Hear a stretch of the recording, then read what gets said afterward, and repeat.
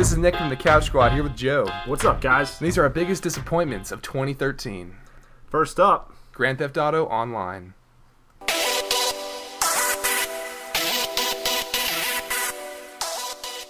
GTA Online, what can I say? So much hype, so much buzz, and at launch, so very, very broken. now I saw the trailer and I was ecstatic about A lot of people lost their minds about this. People lost their minds, and rightly so. It looked like it was going to be a whole new world for Grand Theft Auto. Everyone loves Grand Theft Auto single player. Online seemed like the next big frontier for the series. Now, for about the first month or so, players could not access the online, and when they did, couldn't save. Couldn't save anything. You played on the 360, I played on the PlayStation 3.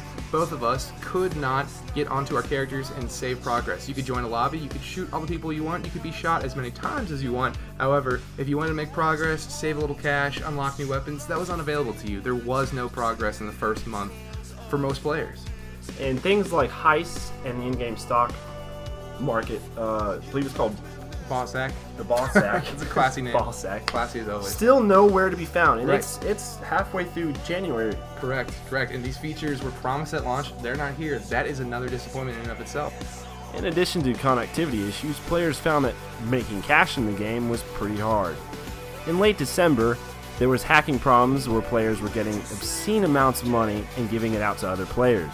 These are players who have injected millions and millions and millions of dollars into their GTA Online account, and then they're giving the money away to other players. And sometimes in this transfer process, Rockstar has been banning players who are legitimately earning money. However, they've been gifted hacked money by hacking players. That's a problem. These players shouldn't get banned. It didn't happen to me. Yeah, it didn't happen to him. Something tells me he's been playing with hackers all along, maybe on purpose.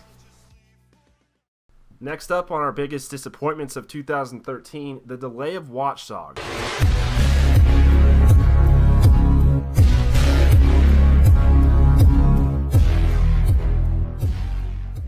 Watch Dogs was originally set to be released in November of 2013. However, the game was delayed until spring of 2014.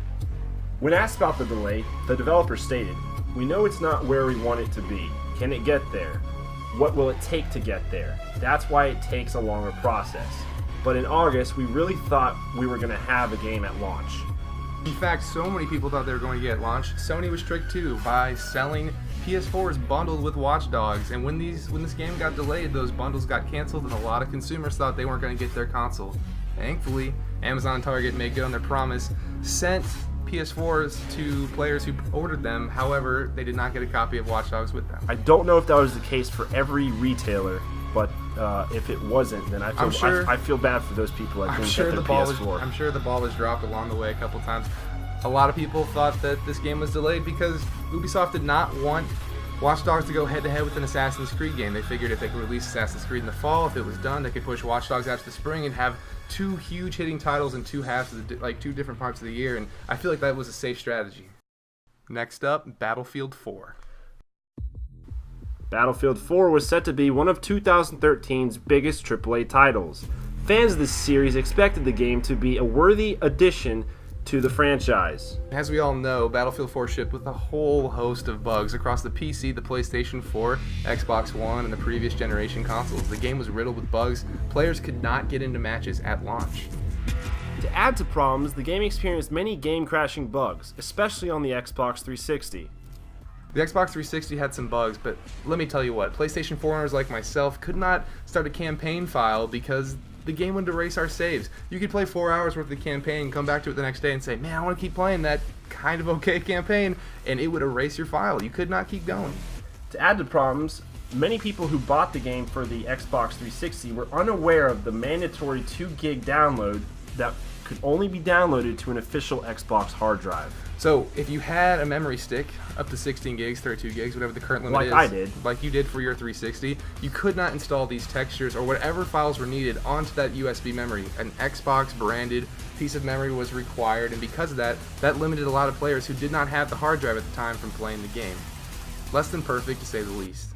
Now, many players who bought the game for the Xbox 360 and PS3, correct, they upgraded to get the title for the PS4 and Xbox One. However, their copy of the China Rising DLC did not come with it as well. So they transferred their game, but the DLC did not make the transfer is the problem here. And there's other players like myself who own the game on the PS4 and just couldn't download China Rising for whatever reason. Server issues, PSN issues, we don't know. The point of the matter is, the DLC's been out for a while and a lot of people on the PS4 still can't download it. That's not excusable. Next up, the Fallout 4 hoax of 2013.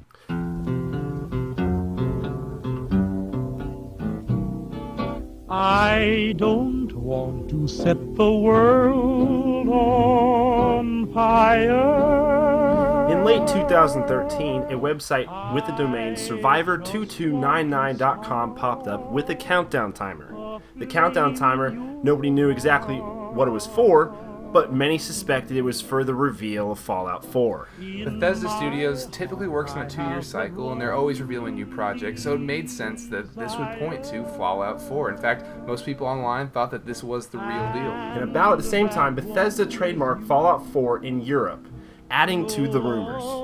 Long story short, Fallout 4 never materialized at the end of 2013, and the website belonged to a popular scammer. Oops. As far as hoaxes go, the Fallout 4 countdown site was incredibly convincing. It had a lot of people believing that this was the real deal, but there still were skeptics. Bethesda stated that it was not the official website. So long story short, Fallout 4 is probably in development, but don't expect it anytime soon. Heck, Bethesda, just give me Dishonored 2. And finally, the Ouya, or Ouya? Yeah, it's funny. It's funny you say it like that. You know, what can be said about the Ouya? Ouya was the darling of Kickstarter. This was the console that was going to change the game. It was supposed to be $100, affordable, and you're supposed to be able to hook it up to your TV and immediately get into games. So many games were going to be free to play. Others were going to be inexpensive. Of course, now we know the Ouya did not exactly explode onto the scene. It kind of was a fizzle and a pop. The demand was definitely there, seeing as the Kickstarter raised a total of $8.5 million. Yeah, it smashed the Kickstarter records. This game, this console had a mountain of hype behind it, and everyone was excited.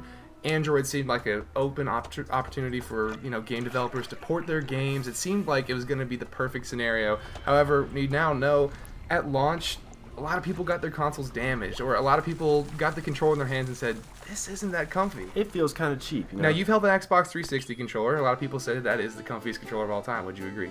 Absolutely. A lot of people, we'll just say that's the most comfy controller they've ever touched. Now, the Ouya controller, at a glance, looks a lot like a 360 controller, and that's a part of the reason why a lot of people thought they could blindly accept that this controller was going to be comfy. When they put it in their hands, it felt cheap, it felt clumsy, the battery covers would slip off, it was kind of a mess, and the biggest problem of all, the game console launched with very few exclusive titles. The titles that were the most fun were available on other platforms, save for a few rare indie games, and that was just not enough to keep this system going. Apparently not. Here's to hoping that the Ouya 2, when it inevitably launches, will be a bit more of an exciting product. Not a steaming pile of shit. Well, folks, that's it. These have been our biggest disappointments in 2013. If anything pissed you off and didn't make the list, let us know in the comments. And as always, keep it tuned to CouchSquad.com for more gaming videos. See ya!